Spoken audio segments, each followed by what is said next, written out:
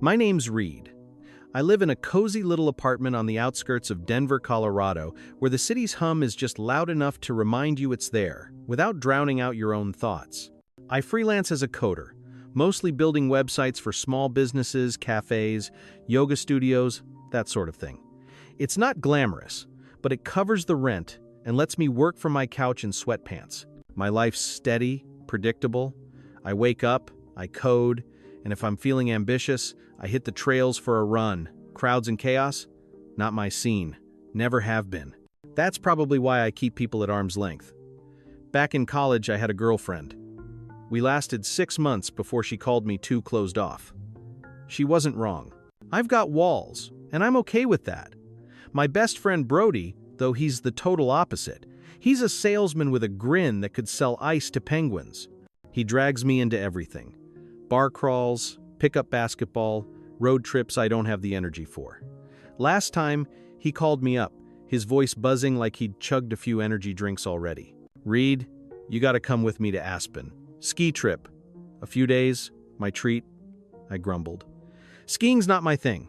I'd rather hole up inside with my laptop than hurtle down a mountain." But Brody's relentless. "Come on, man. My mom's coming too. She needs a break. It'll be chill. Family vibes." I didn't have a solid excuse to bail. Truth is, Brody has this knack for making you feel like you're missing out on life if you say no. So I packed a bag, tossed in some thermal underwear I hadn't touched since high school, and muttered, "Fine." Brody's mom, Tessa.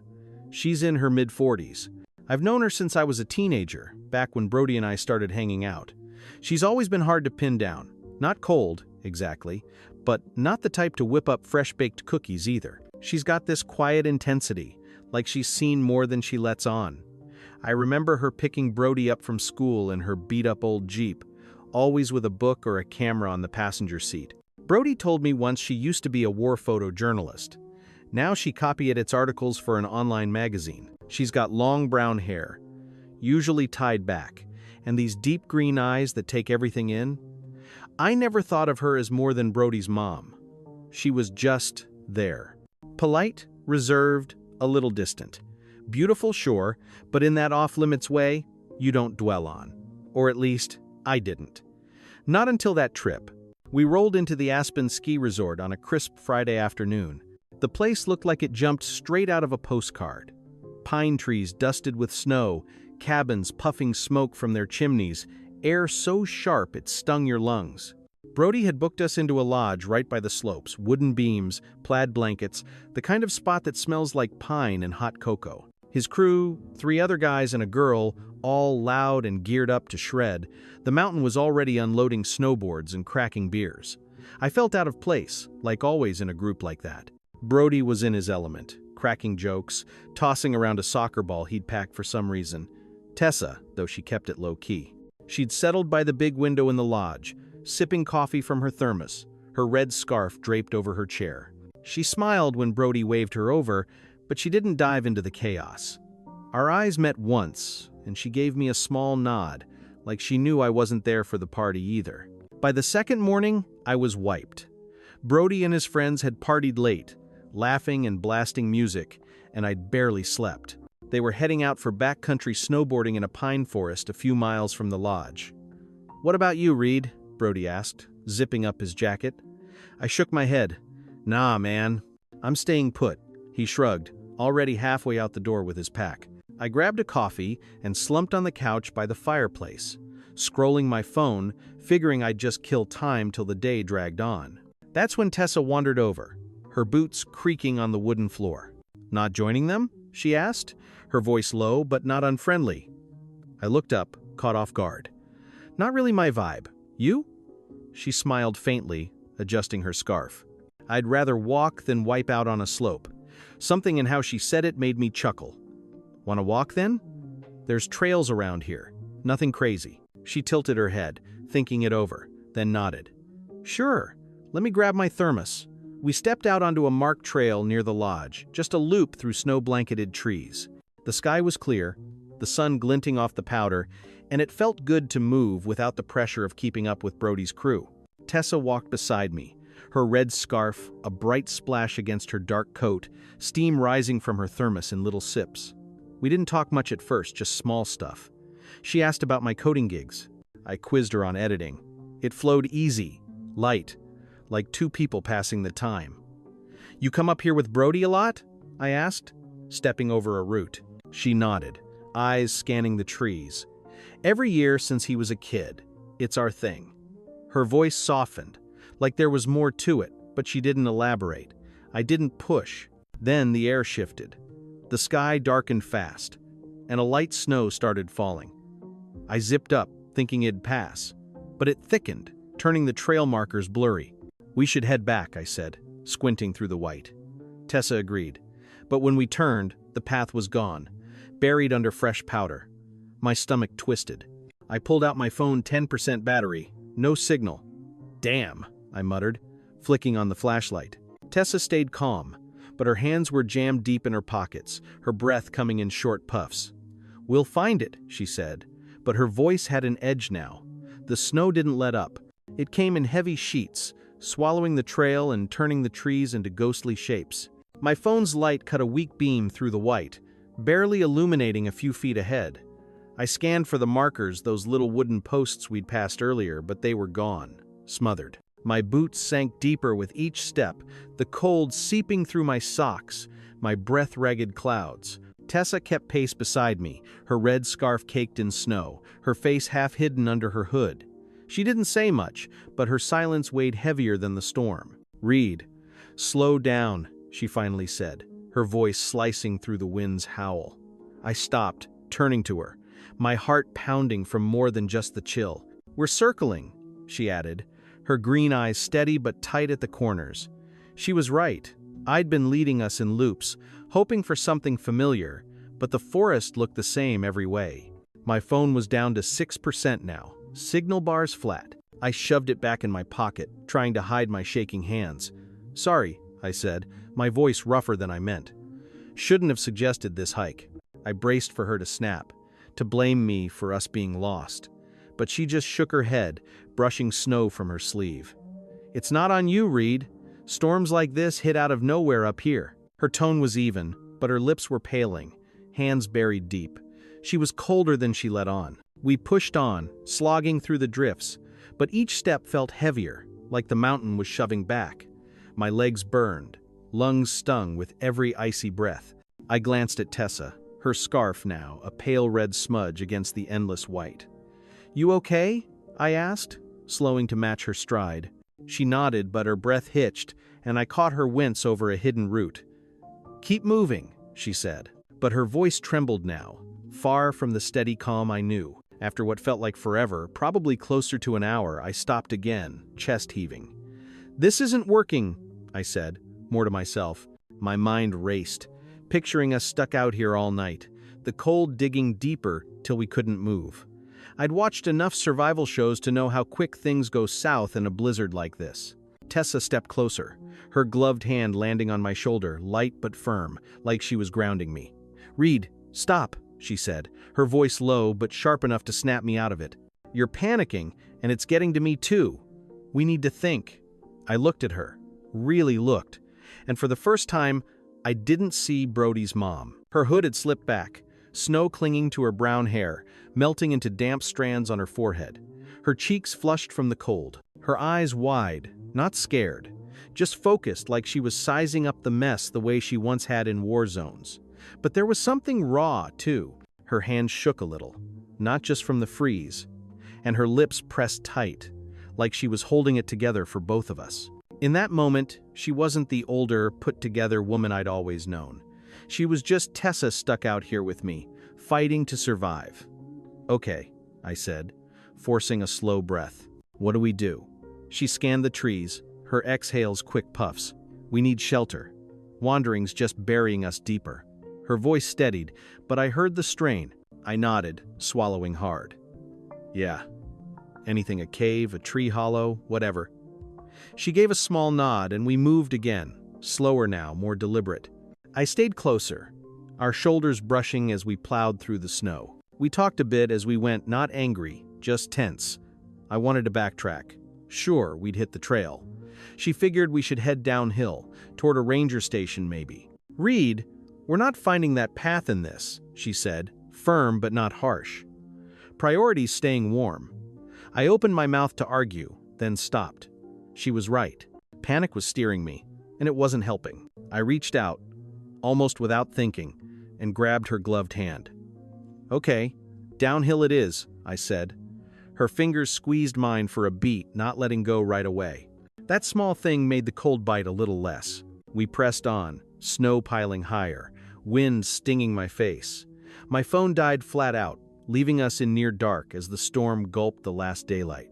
Just when I thought we were done for, Tessa pointed ahead. "There," she said, her voice edged with relief.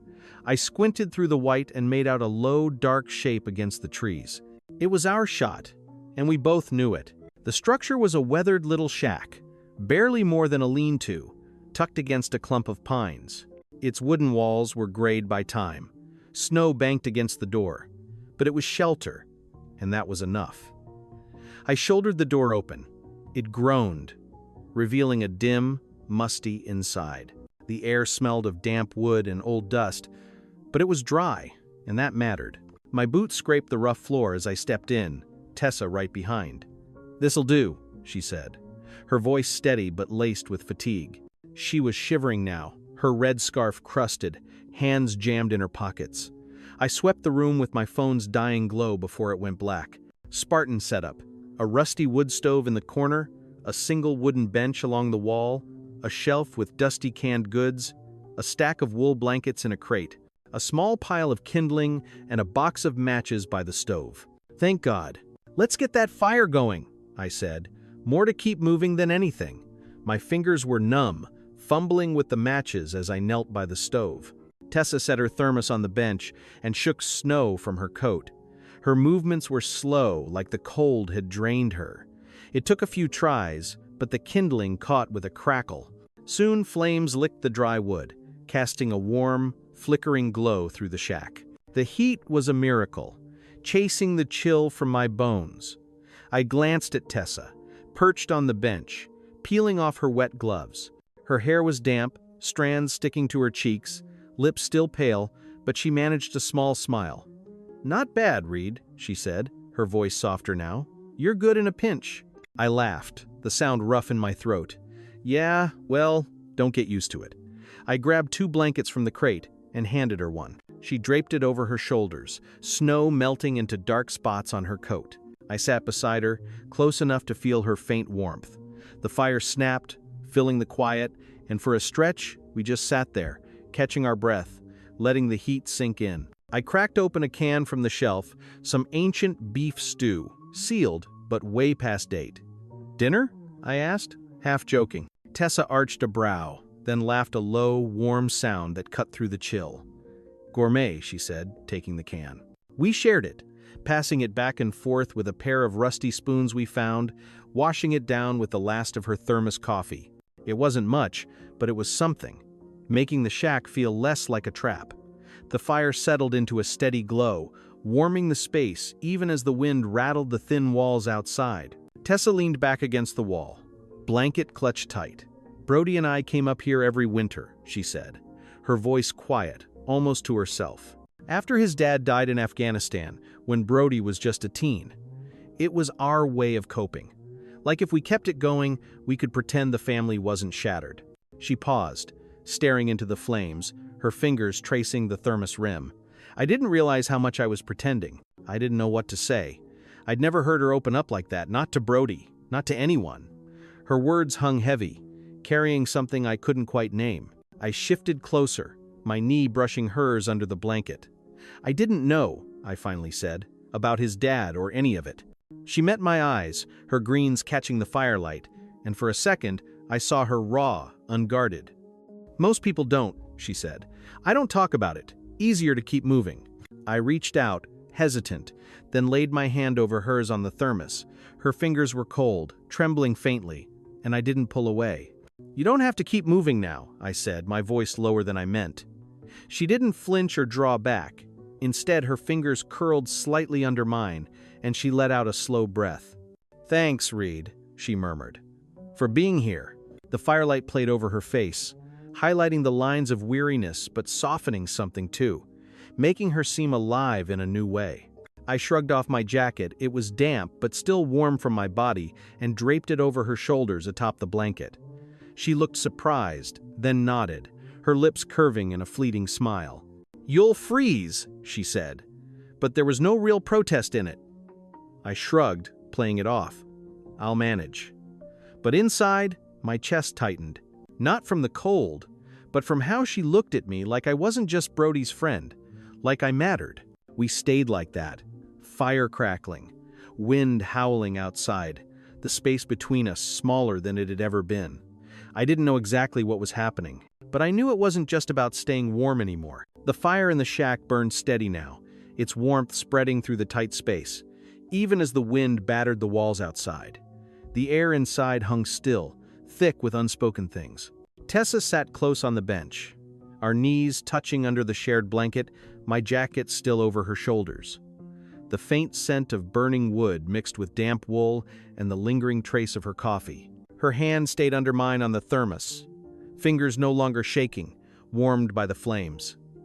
Neither of us had moved, and the silence wasn't empty. It was full, holding something we hadn't named yet. I looked at her, firelight catching the curve of her cheek, damp strands of her brown hair curling at her neck. She stared at the flames, her green eyes distant but soft, lost in some memory. "You okay?" I asked, voice low, careful not to shatter whatever this was. She blinked, turning to me, and for a beat, her walls were down completely. "I don't know," she said, barely above a whisper. "It's been a long time since I let myself think about it." She shifted a little, her shoulder brushing mine, the blanket slipping to bare the damp collar of her coat. I reached to pull it up, my fingers grazing her neck, and she didn't pull away. If anything, she leaned into it, just enough for me to notice. "When I was shooting photos," she said, her voice slow, deliberate, "I saw things most folks never do. Bombs, bodies, people who'd lost everything. I learned to keep moving, keep clicking the shutter, because if I stopped, it'd swallow me whole. And when Brody's dad died, I kept moving for him, for us. But somewhere along the way, I forgot how to stop, how to just be." Her words hit harder than I expected. I'd always seen her as unbreakable, untouchable, the one who had it all locked down. But here, in this frozen shack, she was just Tessa, not Brody's mom, not the war photog, not the woman holding it together. She was someone who'd carried too much for too long. I squeezed her hand tighter, not sure if it was for her or me. "You don't have to hold it together now," I said, my voice rougher than I wanted. "Not here. Not with me." She turned to face me fully, her eyes searching mine, and the air between us shifted like a door creaking open. "Reid," she said, her voice softer now, almost fragile. "If this is our last night, if we're stuck here, if this is all we get, I don't want to pretend anymore. I don't want to be Brody's mom, or the strong one, or the one who's always fine. I just want to be me. A woman. Someone who's still here. Still alive." Her words hung raw and exposed, and my chest ached. I could see it in her eyes, the weight of years she'd shouldered alone, the ache to be seen for more than her roles. "I see you," I said, the words tumbling out before I could stop them. "Not as Brody's mom, not as anything else. Just you." Her breath caught, and for a moment, neither of us moved. The fire popped. The wind wailed outside, but the world shrank to just us. This shack. This instant. I don't know who leaned in first. Maybe her, maybe me. But our faces were closer now, her breath warm on my cheek. Her eyes held mine, steady but vulnerable. Then, her lips brushed mine soft at first, tentative, like testing the edge of something risky. The kiss deepened, slow and intentional, not rushed or desperate, but like we were both trying to say what words couldn't reach. Her hand slid up my arm, resting on my shoulder, and I drew her nearer, the blanket pooling to the floor. It wasn't for heat or fire. It was connection, two people finding something real in the heart of a storm. Her lips were warm, faintly coffee-tinged, and in those seconds, the cold, the fear, the world beyond it, all vanished. It was just us, tangled in the quiet truth of what we both needed. We pulled back, foreheads touching, breaths mingling in the dim glow. "Reid," she whispered, her voice shaky, but not from fear. I haven't felt this alive in years. I didn't know what to say, so I just held her, my hand at her neck, feeling the damp strands of her hair. "Me neither," I finally murmured, barely audible. It hit me then, I'd been as lost as her, not in the snow, but in my own life. Coding in my quiet apartment, walls up against everyone. But here, with her, I wasn't hiding anymore. We didn't say much after that. The fire kept burning, throwing long shadows, and we stayed close, her head on my shoulder. The storm outside didn't feel so heavy, not with her beside me. For the first time in ages, I didn't feel alone. The fire had died down to a steady glow, its warmth filling the small space, even as the wind howled outside, rattling the old walls. Tessa and I sat pressed together, wrapped in the wool blankets, our shoulders touching, her head resting lightly against mine. That kiss lingered in the air between us, not just the memory, but how it had shifted everything. Her, me, the quiet we shared. It wasn't about what happened, it was what it meant. For the first time, I saw her not as Brody's mom, not as the always composed woman, but as someone fragile, real, needing the same as me, to feel something true, even if just for a night. We didn't go further. No rush, no need to push past what we'd already claimed. Instead, we stayed tangled in the blankets, her body curled against mine for warmth. I felt her steady breathing now, the faint tremble in her hands gone. Firelight danced over her face, softening the tired lines. And for a moment, she looked younger, not in years, but in how she let her guard down, like she was finally resting. I tugged the blanket tighter around us, my arm over her shoulder, and she didn't pull away. It was the kind of closeness that didn't need words, the kind that said more in its stillness than any talk could. At some point, we dozed, not fully asleep, but in that hazy in-between. The fire crackled soft, the wind a low drone outside, the world far off. I woke once in the night, neck stiff from the hard bench, and found Tessa still nestled against me, her breath warm on my collarbone. Her hair smelled faintly of pine and snow, and I didn't move, not wanting to break it. She stirred, eyes fluttering open, and for a second we just looked at each other in the low light. "You're still here?" she murmured, voice thick with sleep. "Yeah," I said softly. "Not going anywhere." She nodded, lips curving in a quick smile, and closed her eyes again. We talked in bits through the night, when the cold or the shack's creaks woke us. She told me about a photo she'd taken once in some far-off desert, a soldier holding a letter from home, his face lit by a single candle. "Only time I cried on assignment," she said. "Not 'cause it was sad, 'cause it was so human."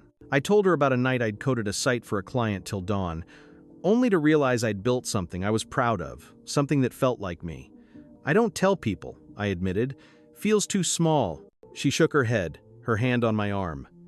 "Nothing small if it matters to you."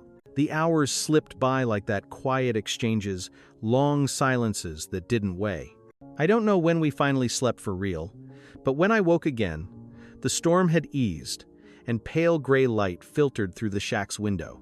The fire was embers, the air colder now, nipping at my face. Tessa was still beside me, head on my shoulder, one hand slipped under the blanket against my chest. I didn't want to move, didn't want to let the moment go, but the world was creeping back in. Then we heard it. A low thump in the distance, growing rhythmic. A helicopter. My heart jumped relief, mixed with something sharper. Regret, maybe?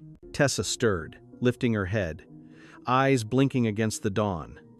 "They found us," she said, voice soft but steady. She sat up slow, pulling the blanket close, and for a beat, neither of us spoke.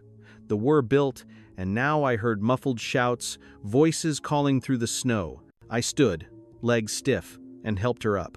Her hand lingered in mine, warm and sure, squeezing once, hard, before letting go. "Thanks, Reid," she said, eyes meeting mine, steady but unreadable, for last night. I didn't know what to say. The weight of it all, what we'd shared, settled heavy in my chest. "You don't have to thank me," I finally managed. "I'm glad it was us." She nodded, lips pressing into a small smile. Then she turned to gather her things, thermos, scarf, my jacket. The shack felt smaller now, like the outside world was already crowding in. We pushed the door open, cold air slapping us like a wave, and stepped into the snow. Helicopter lights flashed in the distance, figures moving our way, voices urgent but muffled. Tessa's hand brushed mine one last time, a quick touch, then she moved ahead. Her red scarf, a vivid streak against the white, ready to face the world again. The helicopter's roar filled the air as we stepped from the shack, snow crunching under our boots. The sky hung heavy with clouds, but the storm had quieted, leaving a gray, hushed dawn. My breath caught not just from the bite of cold, but from leaving that small, warm bubble behind. The shack, the fire, the night with Tessa.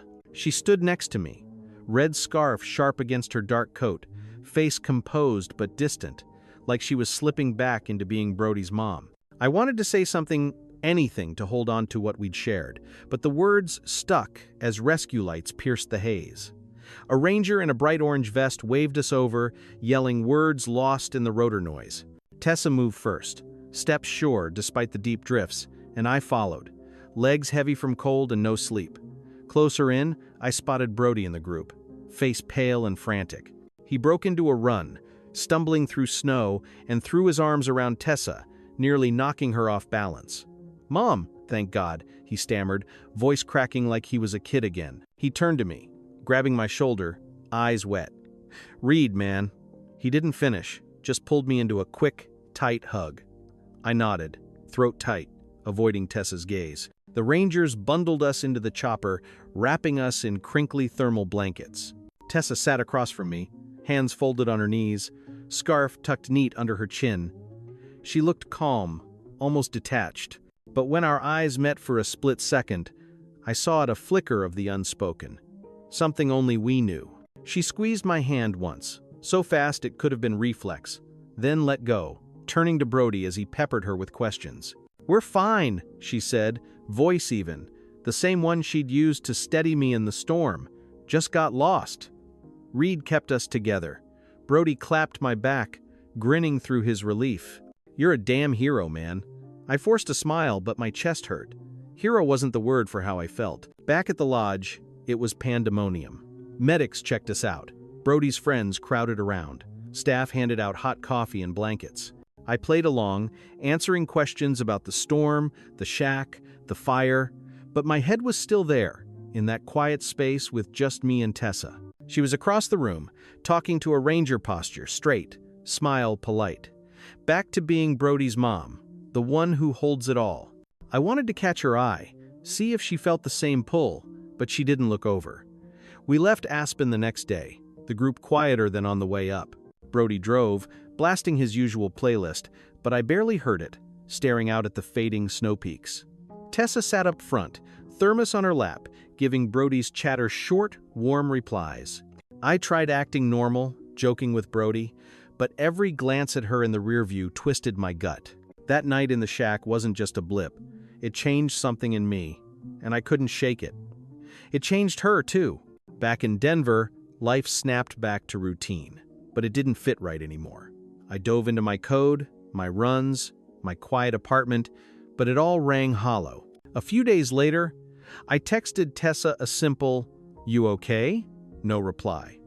I tried again a week on, asking if she wanted coffee, maybe talk. Nothing. I told myself she was busy, needed space, but the quiet stung. I started second-guessing everything. The kiss, how she'd leaned in, the words about wanting to be seen. Maybe I'd read it all wrong. A month passed before I mustered the nerve to swing by Brody's. He'd invited me for a game, figuring I'd see her, get some kind of answer.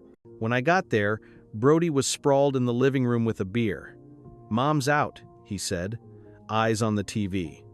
I nodded, hiding the letdown, and sank into the couch.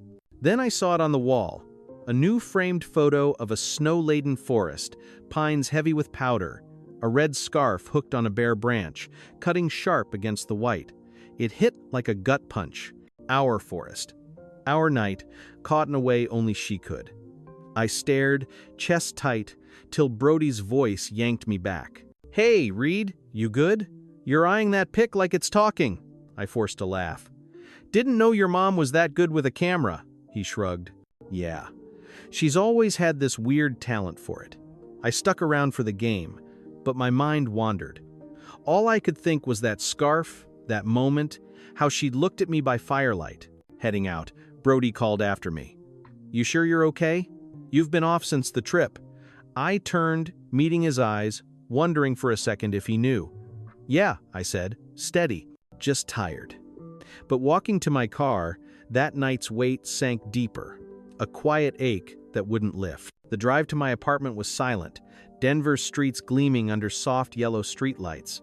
Brody's words echoed, but it was the photo, the snowy woods, the red scarf that wouldn't let go. Like Tessa had taken our night, our secret, and made it real, something she could hold without a word. I wanted to believe it meant she hadn't forgotten, that she felt the same tug. But her silence told another story. Days blurred into weeks, the ache in my chest no softer. I kept coding, running, living. But it was like pushing through fog. Everything smeared, nothing solid. I stopped reaching out. Told myself it was best that the shack was a moment, not a vow. But closing my eyes, I saw her. Green eyes catching firelight. Her voice, soft and raw, saying she wanted to be seen. How her hand had curled in mine. How she'd smiled when I put my jacket over her. It wasn't just the kiss. It was how we'd clung, like we both feared letting go. One evening, a couple months after the trip, I got home from a run breath heavy. Shoes mud-caked. A small package waited on my mat, wrapped plain in brown paper. No label, no note. My heart skipped as I scooped it up, light but deliberate. Inside my place, I tore it open. There was her red scarf, folded neat, wool soft with a faint trace of her scent, pine, and coffee. Tucked in, a slip of paper, her neat script, not the last night, but not the first either. I know where to knock if I need to. I stood there, clutching the scarf, pulse thundering. It wasn't an invite, not quite, but it was something a door cracked open, a maybe. I pressed it to my face, breathing deep. And for a beat, I was back in that shack, her head on my shoulder, fire snapping. The note wasn't a promise, but it was enough. It said she hadn't forgotten that our night had marked her too. I didn't see Tessa for a while after. Life rolled on. Brody landed a promotion, started talking Seattle moves, and I buried myself in a new coding project, something to keep me up late and quiet my head. But I kept the scarf on a shelf in my bedroom by a stack of unread books. Not a trophy or keepsake. A reminder that some moments don't need forever to matter. They just need to happen. Sometimes I'd drive by Brody's, not to stop just to check if her car was in the drive. Most times it was. And I'd feel this odd mix of ease and longing, like knowing she was there was enough, even if out of reach. Once, I caught her out front, watering plants, hair tied back, moved slow and sure. She didn't spot me, and I didn't pull over. But I smiled, she looked good, not joyful, maybe, but steady, like she was finding her way back to herself. Truth is, I didn't need her to knock. Didn't need us picking up where we left off, stealing more moments or making promises we couldn't keep. That night in the shack gave me something I hadn't known I lacked. A glimpse of what it feels like to be needed. To watch someone's walls crumble and know they trust you to catch them. Tessa showed me that, not in words or touch alone, but in letting me see her, really see, without the masks she wore for the world. I don't know if our paths cross again like that night. Maybe she stays Brody's mom, the one who nods polite when I drop by. Or maybe someday she knocks, and we see what comes. For now, I carry that night not as baggage, but as warmth, like the fire we lit together. It wasn't love like in songs. It was quieter, messier, truer. Two people finding each other in a storm, not because they had to, but because they chose to. I folded the scarf, set it back by the note, and I smiled not because I had her, but because I'd known her, even for a moment. That was enough. For now, it had to be. Goodbye. In the tempests of life, like a blizzard that wipes away familiar paths, we learn that the deepest connections often spark in hardship when masks slip and souls bare themselves. Reid and Tessa's story echoes this raw truth. We spend our days building walls to shield from loneliness, old wounds, the roles we play to endure. But it's in forced isolation, facing biting cold and crushing quiet, that we uncovered genuine human warmth. Tessa, this resilient woman scarred by war's shadows and loss, finally lets go, confessing her ache to be seen not as a mother or survivor, but as a living, vulnerable woman. Reid, this young man folded into his coded, orderly world, finds in her a reflection of his own search for meaning. Their embrace isn't wild passion, but mutual haven a pause where time hangs, and the stove's fire pales against the one igniting in their hearts. This life lesson strikes deep. Fleeting moments, these stolen nights from routine, teach us the real isn't in length, but in a shared gaze's fire, a trembling hand clasped in darkness.